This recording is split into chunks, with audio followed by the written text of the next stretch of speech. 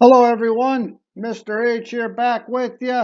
Time to check out what's going on in the rest of Europe. We'll start off in England where it's one big soap opera. Now, remember Henry VIII couldn't get a male heir. Obviously Catherine of Aragon's fault. Let's get a divorce and split the Catholic Church some more and create the Anglican Church. Still not working out for our buddy Henry. Anne Boleyn gets dumped. Let's move on to number 3, Jane Seymour. Finally puts one in the goal. Henry ends up producing Edward the Sixth. Edward is a sickly youth. Can't really seem to get the ball over the goal line either. And he dies fairly quickly after a short reign, which leaves who? Well, there's Mary from the first marriage. She hops up on the throne. She marries Philip II of Spain. Mary is not Protestant, Anglican, or anything else. She is a Catholic. And she is determined to create England in a Catholic image, a Catholic fanatic. Lots of people getting their heads chopped off. They called her Bloody Mary, hence the name Bloody Mary, right? Dies in 1558 from pneumonia.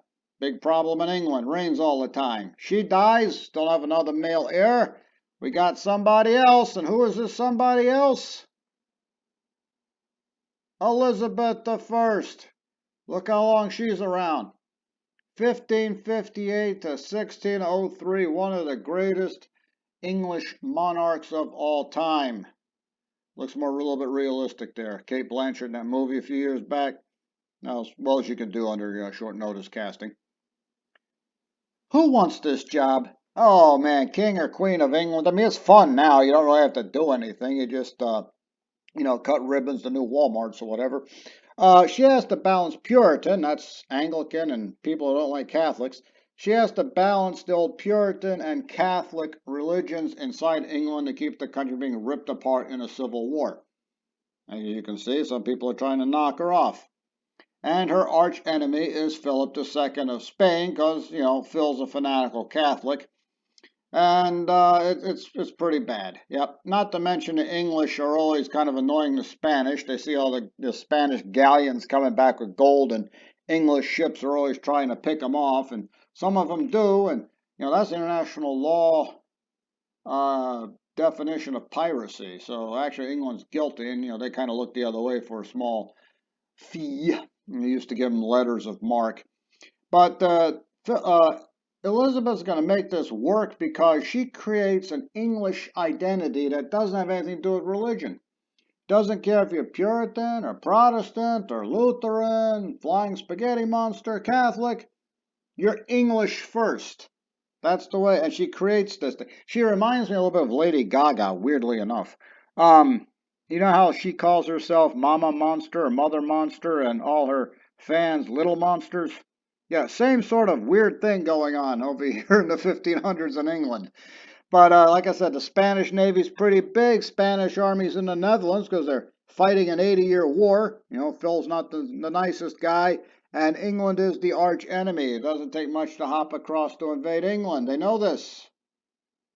Here's Philip II. Oh, came to the throne the same year Elizabeth does. He's around for a dreadfully long time as well. Not quite as long as Elizabeth, but long enough to cause problems. Phil's a busy guy. Fighting in France. Fighting in Italy. Even declared war on the Pope. And told you this guy's a Catholic fanatic. Finally settled everything there in 1559. Hated the Peace of Augsburg. Remember the Peace of Augsburg? Lutherans are allowed to worship as they please.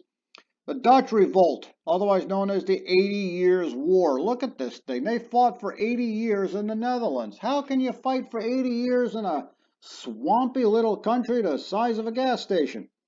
And then in the middle of all this, they're back at it with France and let's invade England.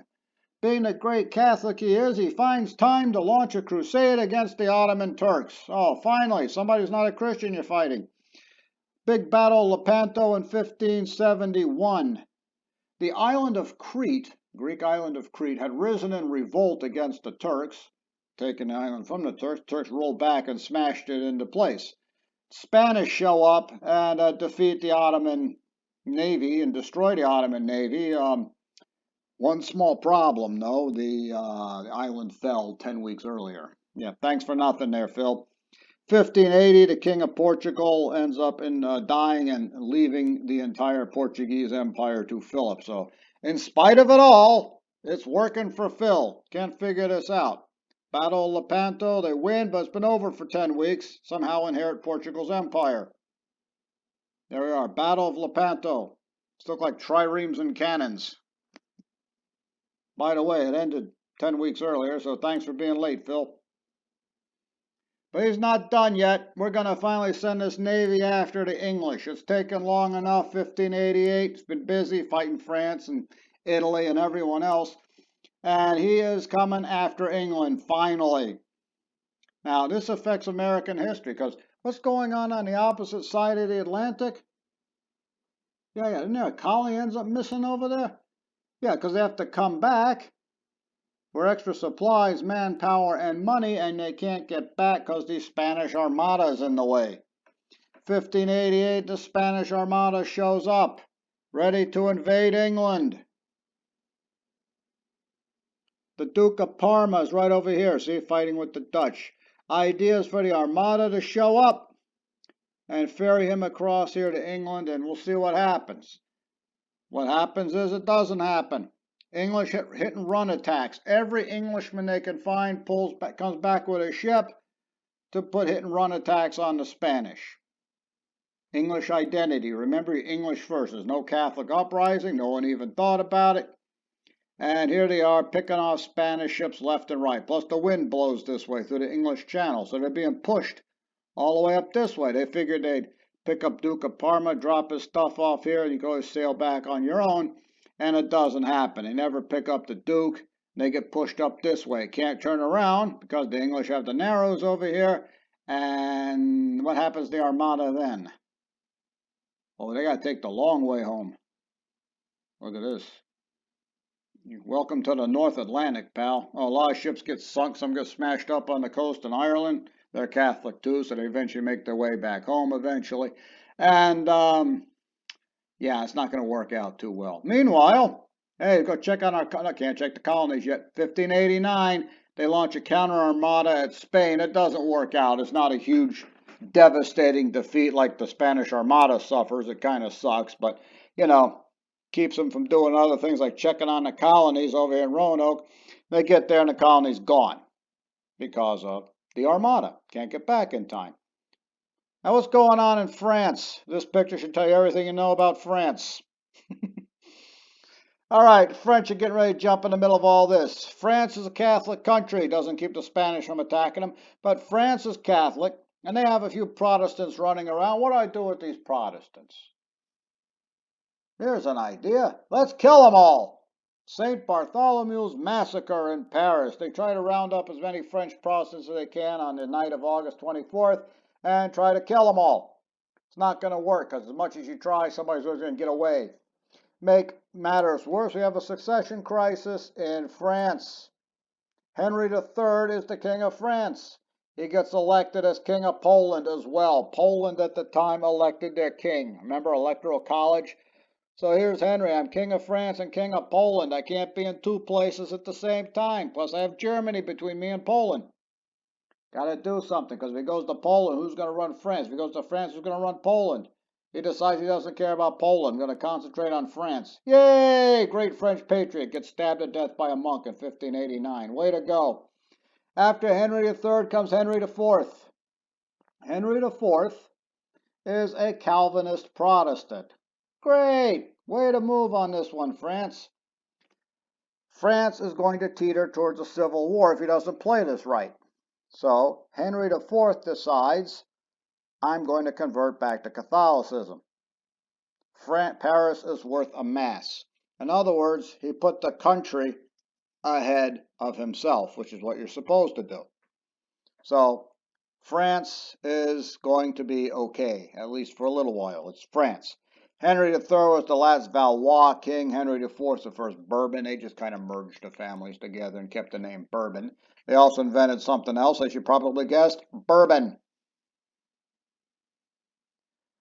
Well, in 1598, they decide to legalize Protestantism in France, which they should have done in the first place, because it would have made things a lot easier. Would have Had no need for a St. Bartholomew's massacre. Hey, it's the same day Philip II of Spain dies. What a surprise. You think that was on purpose? I'm here to tell you it was. They figured the minute they legalized Protestantism, Philip would invade. Philip is now dead, and Spain is broke. And this is why everyone's going to go broke. What is this? This looks like a Western omelet somebody dropped on the floor. If that's your answer, I'll give you partial credit. This is Germany in the early 1600s, the Holy Roman Empire. Neither holy nor Roman nor an empire. 338 duchies and little independent entities I've read. I'm not going to count them all. I'll take his word for it. It's being run by the Habsburgs. The Habsburgs start off down here in Austria. I'm sorry, over here, Austria. Inherit stuff. It's going to be Czechoslovakia over here one day. Here's some other interesting names. Prussia, you'll hear about them a little bit later on. Hey, there's the Netherlands again. What happens is they have an electoral college to elect the emperor. You know this. And the Habsburgs have been rigging the vote since the 1300s that they win 99.9% of this. So, Emperor of Austria and Holy Roman Emperor. And the problem here is that the north half of this big mess is Protestant and the south half is Catholic. You could actually, if you look hard enough, you'll see the actual fault lines right here between Catholic and Protestant. So it runs about here, even today. You look at this. There's the fault line. Austria decides they want to curtail Protestantism. Once again, let's throw a rock in the pond and watch the ripples. Nobody thought about 30 years of all-out war breaking loose. The 30 Years' War, 1618 to 1648. Ferdinand II, Holy Roman Empire, Habsburg, thus Austrian, attempts to curtail Protestantism in the empire. He'd like to get rid of it. Not sure he can. Maybe, just maybe, I can keep it limited and push it back a little bit. South Germany Catholic, as we mentioned. North Germany Lutheran Protestant. Starts a war. The duchies revolt. And off we go. Round one of 30 years. Spain gets pulled in. Big surprise. Always looking for a fight. France comes in. England shows up. Why? Because anything that happens in the Netherlands, England's paying attention. Austria started the whole thing. And here comes Sweden. Sweden's Protestant. We're not going to go through every single battle. I'll just give you a quick rundown on the 30 Years' War. Protestants aren't doing too well. They're about to lose. Why? Because England's too far away. And then here comes Sweden. Gustavus Adolphus and some French money intervene in 1630. Hey, isn't France Catholic? Why are they shoveling money into this thing? Because France and Austria are rivals. The Bourbon family against the Habsburgs. Habsburgs are also in Spain. Here we go. Habsburg versus the Bourbons. Oh, this is going to be tough. Spain's on the Catholic side. They finally come in 1634. I don't know what took them so long. So the Protestants are about to lose. In 1630, Sweden intervenes and saves them. The Catholics are about to lose. And in 1634, here comes Spain intervening. The Battle of Nordlingen drives back the Protestants. Oh, and it's getting worse because now in comes France. France is Catholic. Spain is Catholic. Austria is Catholic. They don't want to get surrounded by Habsburgs in both Austria and Spain. So let's think this thing through again. The Protestants are about to lose until Sweden intervenes in 1630. Then the Catholics are about to lose until Spain intervenes in 1634. And boom, right after that, here comes France. They don't see it as Catholic and Protestant. They see it as French versus Austrian and Spaniard. Battle of Rocroi. Big French victory in 1643. That's what finally knocks Spain out of the imperial big leagues. They're never the same anyway. They go bankrupt. The army gets destroyed. And South Germany shouldn't have been there in the first place. Never gonna be the same. 5 years later, the Swedes, a place called Jankow, defeat the Austrian and what they call imperial mercenaries. They stop a drive into North Germany, and that finally ends the war. The Protestants are safe. 20% of Germany is completely destroyed, And this is the reason we have in this country the separation of church and state. Look at the year, 1648, right? Got Massachusetts and everything being formed over here. This is why we have separation of church and state. They know what's going on the other side of the Atlantic. They find out a couple years later, but they do find out and they decide we don't want to fight any kind of psychotic religious war over on this side of the pond. Let's crank it back 4 years and bounce over to Asia real fast.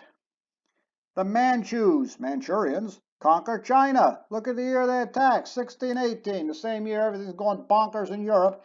The Manchurians are going to attack China. It takes almost as long. 1644, they finish the job and conquer China. Hello, we're your neighbors. Name of this movie called War of the Arrows. Marvel at our hats. Manchurians like hats and ponytails. This is what they like. Now, does Manchuria really conquer China? What happens when someone takes over China? Right, the intermarriage starts, and 3 generations later, the capital's in Beijing, everyone's speaking Chinese. That's what happened to the Mongols, remember? They started the conquest of China in the 1200s, finally completed it in 1279, but Genghis Khan, busy conquering the rest of the world, puts his family in charge, 3 generations, his grandson, Kublai Khan. The capital has been moved from Karakorum up in Mongolia to Beijing, and everyone's speaking Chinese. The Manchurians, same thing. Capital's in Harbin, gets moved down here to Beijing. 3 generations later, everyone's speaking Chinese. Manchu dynasty, also known as King, is technically on the throne until 1912. Nobody calls them Manchurians after about 1700 or so, because everyone's speaking Chinese and the capital's in Beijing. In 1842, the Opium Wars fought between Britain and who over Hong Kong? China. They don't say Manchurians, don't even say Manchu China. They just say China because China has basically absorbed Manchuria. Attacking China is like someone I once read, sticking a sword through water. Yes, the sword goes through water, but the sword eventually rusts. And that's what happens. They just end up absorbing the Manchurians and everyone's speaking Chinese. Alrighty, that's taking care of Western Europe. Took a look at what's going on in East Asia. We go to Russia before we big bow on the whole thing. You guys have yourself a great day. I'll talk to you later.